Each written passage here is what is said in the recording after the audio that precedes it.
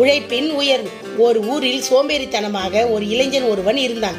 அவனிடம் அவனது தந்தை ஒரு பொற்காசை கொடுத்து, இதை நீயே உழைத்து சம்பாதித்து வந்தால்தான் இன்று உனக்கு உணவு கிடைக்கும் என்று கூறினார். அவன் தன் தாயிடம் சென்று அழுது ஒரு பொற்காசை வாங்கி கொண்டு வந்து தந்தையிடம் கொடுத்தான். தந்தை அதை வாங்கி கிணற்றில் எறிய சொன்னார். அவனும் அப்படியே செய்தான். தந்தை சிரித்து கொண்டே, இது நீ உழைத்து சம்பாதித்தது இல்லை என்று கூறினார். அடுத்த நாள் அவன் தாயிடம் காசு வாங்க முடியாது என்பதை உணர்ந்து ஒரு மூட்டை சுமக்கும் வேலைக்கு சென்றான். நாள் முழுவதும் கஷ்டப்பட்டு ஒரு பொற்காசை சம்பாதித்தான். மாலையில் தந்தை அதே போல் அதை கிணற்றில் எறிய சொன்னார். ஆனால் இந்த முறை அந்த இளைஞன் பதறினான்.